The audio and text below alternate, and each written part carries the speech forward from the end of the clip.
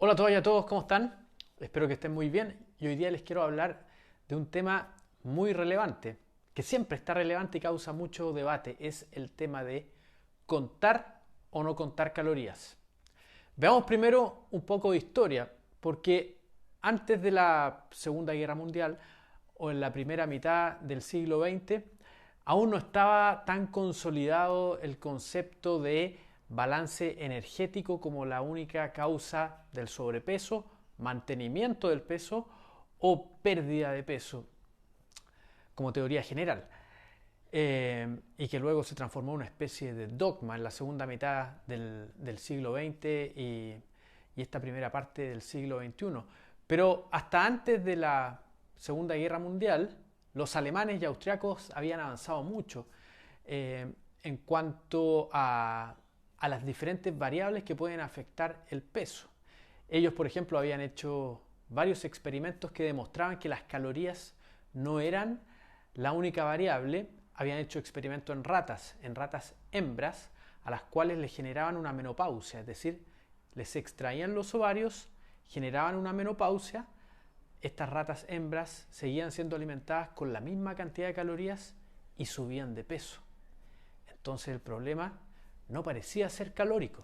Además estaba el problema de la diabetes tipo 1, antes llamada diabetes infantil, que es una enfermedad autoinmune en donde nuestro sistema inmunitario destruye las células beta del páncreas, que son las que producen insulina, y por lo tanto estos niños generaban diabetes y comenzaban a bajar, a perder peso, generaban glicosuria, es decir, azúcar en la orina, y perdían peso sin importar cuántas calorías comiesen. Podían comer 20.000 calorías y seguían perdiendo peso hasta generar ketoacidosis o cetoacidosis, entrar en un coma diabético y morir. Y estaban todos destinados a morir entre el año o 2 años luego de haber desarrollado la enfermedad.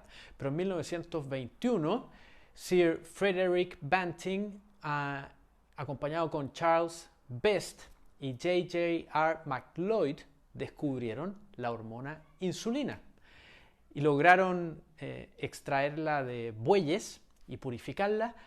Y en 1922 hicieron la primera prueba con un niño de 14 años que estaba ya a punto de morir, producto de la diabetes tipo 1, y casi inmediatamente estaba recuperado. Y comenzaron a administrarla a los diferentes niños que estaban en ese hospital y todos se recuperaron.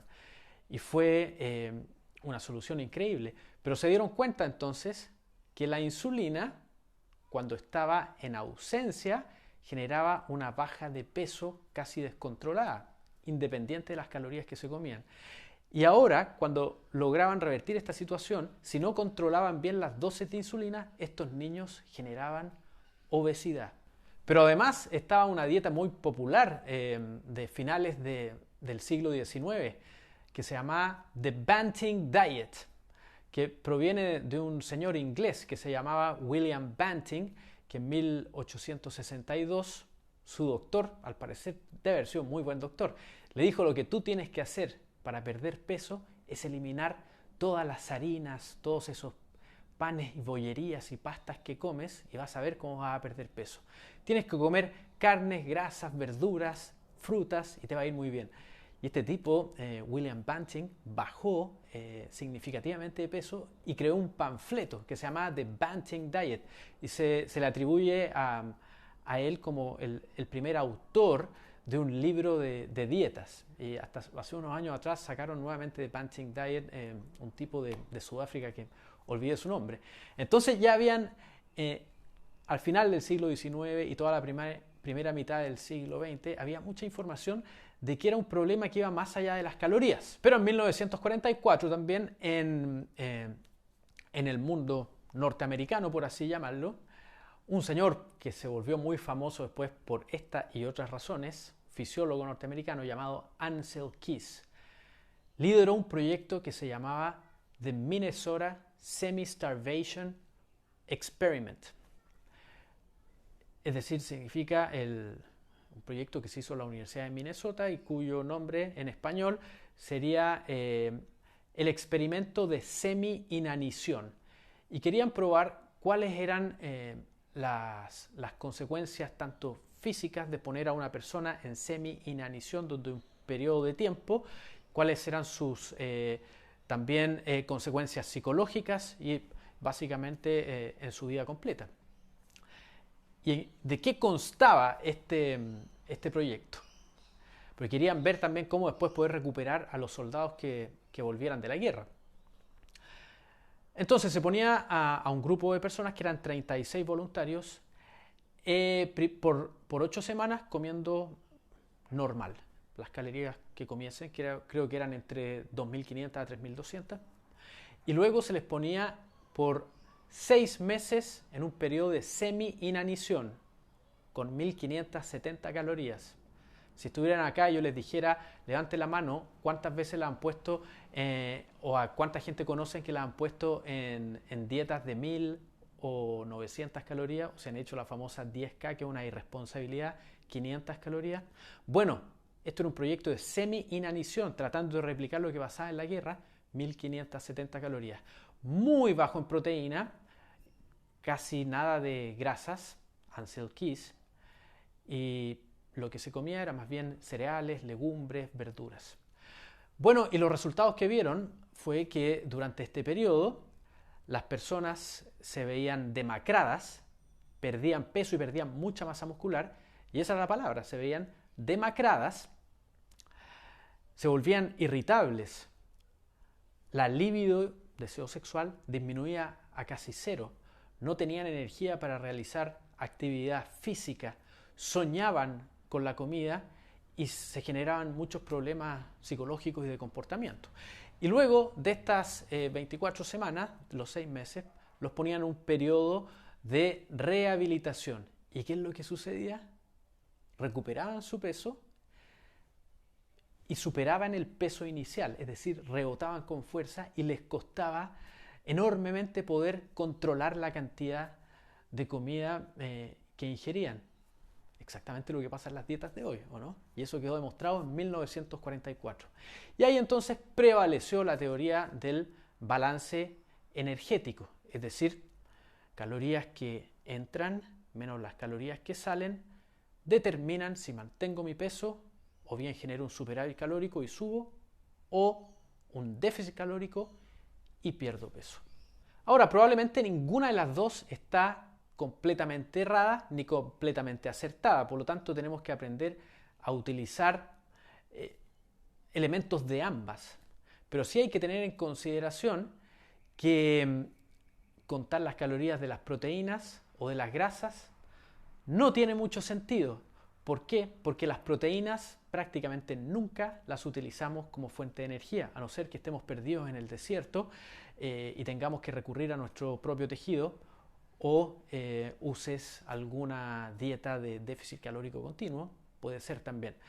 Pero las proteínas, nuestro organismo las utiliza para todos los procesos biológicos de nuestro cuerpo y estructurales. Todo nuestro cuerpo está formado por proteínas. Por lo tanto, no tiene sentido decir que 1 gramo de proteínas tiene 4 calorías, porque esas calorías no las vas a utilizar como energía. Lo mismo sucede con las grasas. No tiene sentido decir que 1 gramo de grasa tiene 9 calorías, porque las grasas no solamente son utilizadas para producir energía, las utilizamos para absorber vitaminas liposolubles como la A, D, K, E, las utilizamos para sintetizar todas las hormonas del cuerpo.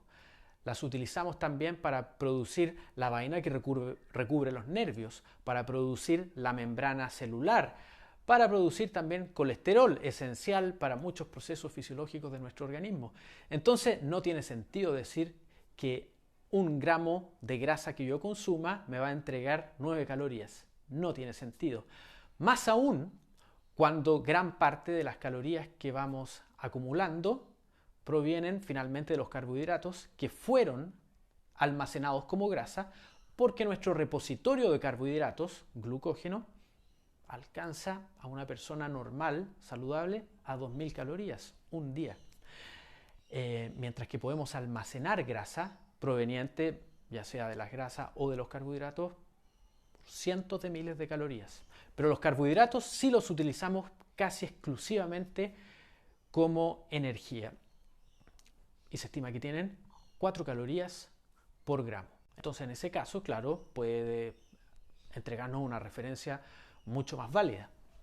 Entonces, en resumen, hasta acá tenemos dos visiones. Una, el peso es un tema, o el sobrepeso, un problema endocrino, como ya se había visto en la primera mitad del siglo XX, ya sea con los alemanes, con los experimentos que hacían con ratas, con los niños que desarrollaban diabetes tipo 1 y el posterior descubrimiento de la insulina, que a mayor uso de insulina, mayor sobrepeso independiente de las calorías, y a menor insulina, mayor la pérdida de peso, nuevamente independiente de las calorías. Pero también vimos el ejemplo de Ansel Keys, que cuando a una persona se le restringían sus calorías, perdía también peso, pero perdía una combinación de músculo y grasa, y agua obviamente, pero un gran porcentaje de músculo. Entonces pareciera que para poder lograr perder peso de manera efectiva y exitosa, tengo que hacer una combinación de ambas. Pero lo primero que tengo que hacer es preguntarme lo siguiente: ¿qué peso quiero perder y qué adaptación metabólica va a generar esa pérdida de peso? En la primera pregunta, ¿qué peso quiero perder?, tengo que preguntarme, ¿quiero perder peso simplemente y me da lo mismo si pierdo músculo? ¿O bien quiero perder principalmente grasa? Esa es la primera pregunta. Y respecto a la adaptación metabólica, quiero que mi tasa metabólica basal, es decir, la energía que gasto en reposo simplemente por existir y que puede llegar al 70% de mi gasto energético diario, quiero que caiga, o quiero, como sucedió cuando cae, como sucedió con el experimento de Ansel Keys, que con un déficit calórico, la tasa metabólica basal se veía reducida, por lo tanto generaba un efecto rebote mayor al final. O bien quiero perder grasa y aumentar mi tasa metabólica basal, de modo que mi tolerancia a las calorías sea mayor. Esa es la principal pregunta, y supongo que la gran mayoría de todos nosotros queremos perder grasa y mantener una buena tasa metabólica basal. Entonces, eso es lo que tienes que preguntarte primero antes de decidir qué enfoque utilizar. El enfoque, como vimos, de Ansel Keys, comer poco y ejercitar mucho, que se transformó lamentablemente en el enfoque convencional y prevalente hasta el día de hoy, no funciona. Por eso el 99% de las personas rebota, porque lo que sucede es lo mismo que a uno le sucede cuando pierde el trabajo. Cuando uno pierde el trabajo, generalmente durante las primeras semanas o quizás el primer mes, uno mantiene el estilo de vida, sigue viviendo en la misma casa, gasta la misma cantidad de dinero, pero después de que ya pasa un tiempo, uno dice, no, mira, esta situación ya no está tan bien, así que no puedo seguir gastando mis ahorros o si no se me van a acabar, entonces mejor me cambio a una casa más chica, vendo mi automóvil, me achico para poder mantener mi cuenta de ahorro por más tiempo. Lo mismo nos pasa en términos metabólicos. Cuando comemos muy poco y ejercitamos mucho y generamos este déficit calórico continuo, al principio oxidamos grasa y luego tu cuerpo dice, yo no puedo seguir así, o si no, mi cuenta de ahorro, que es la grasa que he acumulado en el tejido adiposo, se me va a acabar y por lo tanto me puedo morir porque no tengo más reservas. ¿Qué hago? ¿Cómo gasto menos energía? El corazón no puede dejar de latir, los riñones, el hígado y los pulmones no pueden dejar de funcionar, que gastan mucha energía. ¿Qué otra cosa puedo sacrificar? Músculos. Entonces pierdo músculo, puedo vivir con menos músculo, gasto mucha menos energía y vuelvo al famoso balance energético. Es decir, mi sistema metabólico se adaptó a esta menor ingesta calórica, sacrificando tejido, básicamente. Y por lo tanto, cuando hayas alcanzado tu objetivo de peso, que debiese haber sido de grasa, rebotas con fuerza. ¿Por qué? Porque dejas la dieta atrás, comes un poquito más, en lugar de comer las 1200 calorías, ahora comes 1400 y rebotas. Subes 10 kilos en un año, a veces 15, a veces menos, pero lo que sí sucede es que subes de peso. Entonces, efectivamente, para bajar de peso sí tendríamos que comer menos, pero tenemos que entender qué es lo que tenemos que reducir para lograr comer menos, es decir, generar saciedad. ¿Y qué es lo que hay que hacer? Bueno, ya nos dijo el 2019 el National Institute of Health de Estados Unidos, que hizo el primer estudio controlado, randomizado, con pequeños, eso sí, pero con seres humanos, donde a dos grupos se les puso primero consumiendo alimentos con un muy bajo proceso y al otro grupo con alimentos ultraprocesados, como los que compramos en los supermercados, por ejemplo, pan de molde o pan de caja, como dicen en México. Y entonces las personas, ambos grupos tenían la misma disponibilidad calórica y el mismo mix de macronutrientes.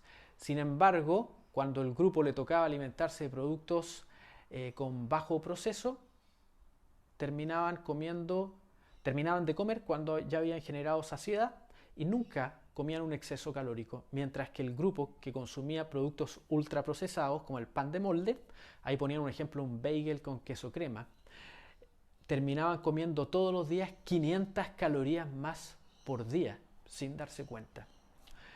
Y cuando se intercambiaban, unos bajaban de peso y los otros subían. Entonces, si bien comían más calorías, el problema no era las calorías, sino por qué comían más calorías. Y la razón es que los productos ultraprocesados nos llevan a comer más de la cuenta, uno por la densidad calórica por unidad, cada cucharada, por así decirlo, de productos ultraprocesados contiene más calorías y bastante vacías de nutrientes que los alimentos reales, que en el mismo volumen tienen menos calorías y mucho más densidad nutricional. ¿Y de dónde venía este exceso?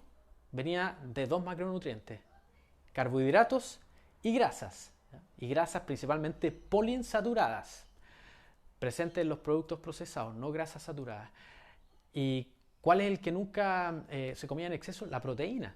Entonces es muy interesante porque eso nos lleva a que si van a contar alguna cosa, cuenten proteína. Nuestro cuerpo tiene sensores nutricionales, ¿ya? Y la proteína envía señales bien importantes de saciedad y de que todo está bien. Entonces si van a calcular algo, calculen proteína. En términos generales, el cálculo de proteína va de 0,8 hasta 2 gramos por kilo de peso por día, dependiendo de tu edad, dependiendo de tu actividad física, de tu estado de salud. Pero veamos entonces, ¿cuáles son las desventajas de contar calorías y cuáles podrían ser sus beneficios? Mi recomendación general es no contar calorías, pero veamos cuáles son primero sus desventajas. Una, transforma la experiencia de alimentarnos en una experiencia racional, lógica, y eso es un gran error, porque nuestro organismo es un organismo sensorial, es decir, a partir de los estímulos que recibe desde el exterior, genera una retroalimentación a partir de sensaciones que nos entrega tanto el sistema endocrino como el sistema nervioso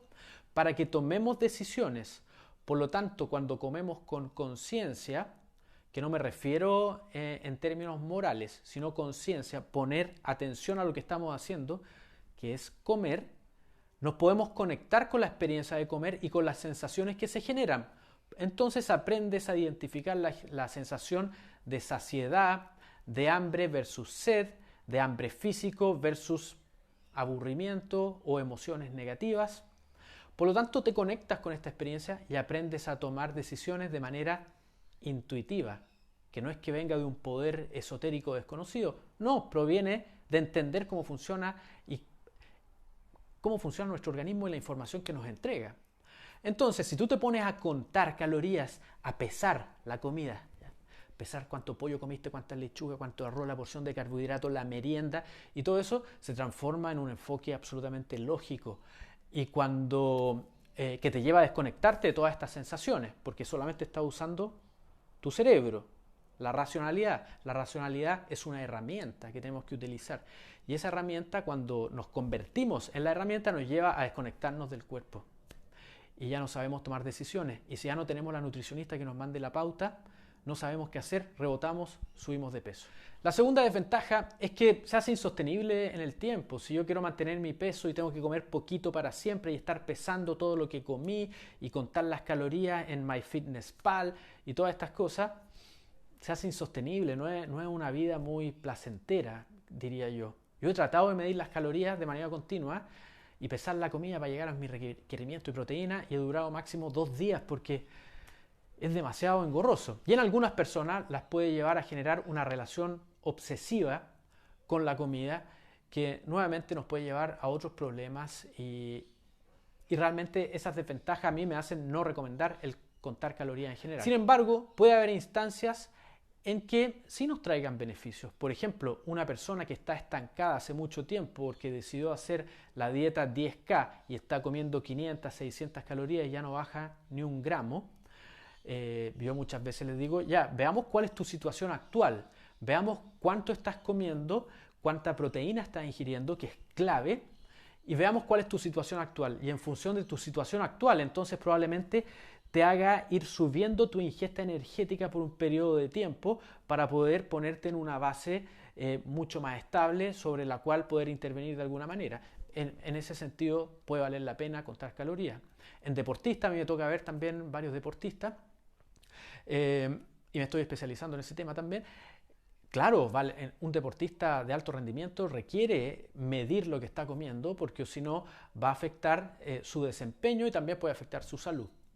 Y también hay personas que cierta estructura les beneficia para poder sostener los cambios y consolidarlos en la medida que van avanzando y después poder ir soltándolos de a poco. En esos casos puede traernos beneficios contar calorías. Pero finalmente les recomiendo, o mi recomendación, es que intenten conectarse con la experiencia de alimentarse. ¿A qué me refiero con eso? Cuando coman con su familia, compartan lo que pasó en el día, coman alimentos reales, no productos procesados. Los alimentos reales los venden en las ferias, en las caletas, en las pescaderías, en las carnicerías. Coman esos alimentos y les va a ir muy bien. Van a generar saciedad, lleguen a sus requerimientos de proteína y no van a tener más hambre. No coman viendo televisión, ni Netflix, ni viendo películas, porque se desconectan de la experiencia, se anula la retroalimentación endocrina y nerviosa. No coman trabajando, no coman viendo WhatsApp. Espero que no estén comiendo ahora mientras ven este video y van a ver cómo en la medida que vayan implementando un estilo de alimentación basado en alimentos reales, van a ir perdiendo peso de manera gradual, pero segura. Y si les gustó este video, les pido por favor que lo compartan puede haber muchas personas que necesiten esta información y les puede ser de ayuda, así que les agradecería un montón que lo compartan. Síganme en las redes sociales si aún no lo hacen, aquí en Instagram, en YouTube, en Facebook. Visiten también mi sitio web www.kinucoaching.com, donde tenemos un blog con un montón de información, recetas saludables que pueden utilizar. Inscríbanse en mis programas de alimentación, estilos de vida y movimiento físico que están disponibles en www.kinucoaching.com, y cualquier duda me mandan un mensaje por Instagram, YouTube o por mi correo info@kinucoaching.com. Un abrazo y nos vemos en un próximo video. Chao, chao.